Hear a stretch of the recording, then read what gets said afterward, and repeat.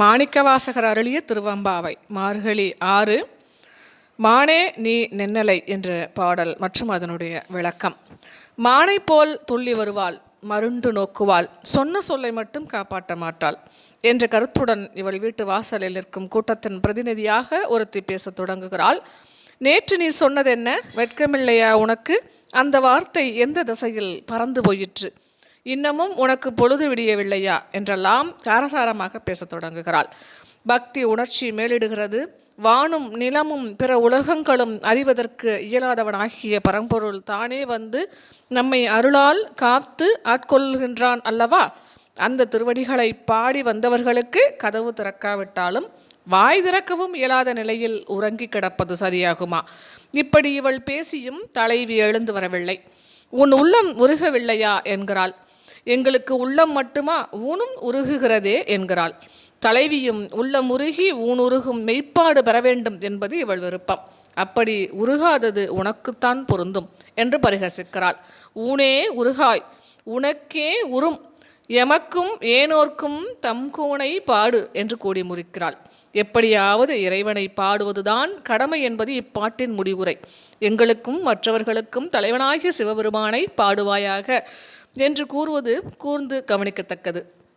உனக்கு அவன் கோன் அல்லன் என்று வைத்து கொண்டாலும் எங்களுக்கும் ஏனையோருக்கும் கோன் என்றாவது பாடுவாய் என்பது பொருள். உனக்காக பாடாவிட்டாலும் எங்களுக்காக பாடுவாய் என்கிறாள். எங்களுக்காகவாவது எழுந்து வந்து எங்களுடன் கலந்து பாடலாகாதா என்பது குறிப்பு. கூட்டத்தின் பிரதிநிதி மான்வெளியாளை நோக்கி பேசுவது மேலும் கூர்ந்து நோக்கத்தக்கது. பரிகாசமும் பக்தியும் போட்டியிட்டு இவளை எழுப்ப பார்க்கின்றன. மானே நீ நென்னலை, நாளை வந்து உங்களை நானே எழுப்புவன் என்றலும் நானாமே போன திசை பகராய் என்று வெளியே நிற்கும் தோழி கூறுவதில் தலைவியின் எண்ணம் ஓரளவு புலப்படுகிறது. எப்படியாவது தான் முன்னே போய் மற்றவர்களை எழுப்ப வேண்டும் என்ற தலைவி கொண்டிருந்த உறுதி உள்ளம் தோற்றுப்போய் உறக்கம் வெற்றி பெற்றது என்பதை எடுத்து காட்டி இடித்து அறிவுறுத்த பார்க்கிறது வெளியே நிற்பவளுடைய வார்த்தை. உன் வாக்கைத்தான் மறந்தாய். நாங்கள் உன் தலைவாசலில் வந்து கூப்பிட்ட பின்பாவது நீ எழுந்திருக்க கூடாதா? இந்த கடமையையும் மறக்கலாமா? எங்களுக்கு விடிந்த பொழுது உனக்கு மட்டும் விடியவில்லையா என்ற பொருள் ஆழத்தை காண்கிறோம். இன்னும் புலர்ந்தின்றோ என்ற தோழியின் கேள்வியில் நாங்கள் ஏதோ வெறும் பாட்டா பாடி வந்திருக்கின்றோம் என்ற குறிப்புடன் இறைவனை பாடி வந்திருக்கிறோமே என்கிறாள். வான்வார் கழல்வாடி என்கிறாள். வானும் நிலமும் அறியாத பெருமை தங்கிய நீண்ட திருவடிகளை பாடி வந்திருக்கிறோமே என்கிறாள். திருவடி திருவருளுக்கு அறிகுறி, நீண்ட திருவடி பேரருளுக்கு அறிகுறி.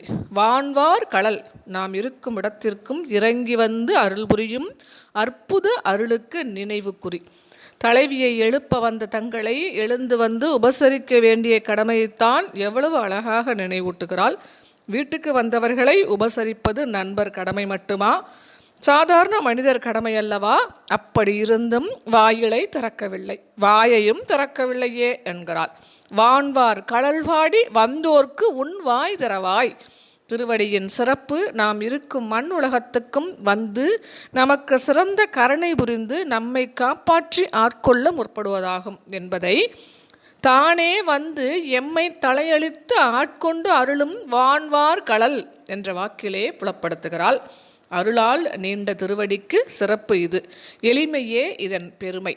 வலிய வந்து ஆட்கொண்டு அருளும் கருணை நினைத்ததும் உள்ளமும் உடம்பும் ஒருங்கே உருக வேண்டும் என்கிறார்கள். அப்படி செய்யாதது அவளுக்கே பொருந்தும் என்று பரிகசித்தவள் பளிச்சென்று தோழிகளாகிய எங்களுக்காகவாவது பிறருக்காகவாவது சிவபெருமானை பாடும்மா என்று கெஞ்சி முடிக்கிறாள். மான்விழியால் ஒருத்தியை இப்படி பாடி எழுப்புகிறார்கள். மானே நீ நென்னலை, நாளை வந்து உங்களை நானே எழுப்புவன் என்றலும் நானாமே போன திசை பகராய் இன்னம் புலர்ந்தின்றோ? வானே நிலனே பிறவே அறிவறியான் தானே வந்து எம்மை தலையளித்து ஆட்கொண்டு அருளும் வான்வார் கழல்வாடி வந்தோர்க்கு உன் வாய் திறவாய். ஊனே உருகாய், உனக்கே உறும், எமக்கும் ஏனோர்க்கும் தம்கோனை பாடு ஏலோர் எம்பாவாய். முந்திய பாட்டில் இறைவனது சீலத்தை சுட்டிக்காட்டிய அடிகள் இப்பாட்டில் இறைவன் தானே இறங்கி வந்து சிறந்த முறையில் கருணை புரியும் எளிமை நிலையை மேலும் வற்புறுத்தி உணர்த்துகிறார். இந்த வீட்டுக்காரி முந்திய தினத்திலும் எழுப்பப்பட்டவள்தான். அப்போதும் இவர்கள் இவளை குறை கூறி விளையாட்டாக ஏசியதுண்டு. அச்சமயம் இவள், நாளை உங்களையெல்லாம் நானே முன் எழுந்து வந்து வீடுதோறும் போய் எழுப்புவேன் பாருங்கள் என்று உறுதி கூறியிருந்தாள். நேற்று அப்படி சொன்னாயே அம்மா, அந்த வார்த்தையும் எங்கே பறந்து போயிற்று என்று மற்றைய பெண்கள் பரிகசிக்கிறார்கள். பிறகு பக்தி உணர்வு பொங்க பேசி முடிவில் பக்தியும் பரிகாசமுமாய் கலந்து பேசி இவளையும் தங்கள் கூட்டத்தில் சேர்த்து கொள்கிறார்கள். மானே நீ நின்னலை, நாளை வந்து உங்களை நானே எழுப்புவன் என்றலும் நானாமே போன திசைப்பகராய் இன்னும் புலர்ந்தின்றோ வானே நிலனே பிறவே அறிவறியான் தானே வந்து எம்மை தலையளித்து ஆட்கொண்டு அருளும் வான்வார் கழல்வாடி வந்தோர்க்கு உன் வாய் தரவாய் ஊனே உருகாய் உனக்கே உறும் எமக்கும் ஏனோர்க்கும் தம்கோனை பாடு ஏலோர் எம்பாவாய். நன்றி, வணக்கம்.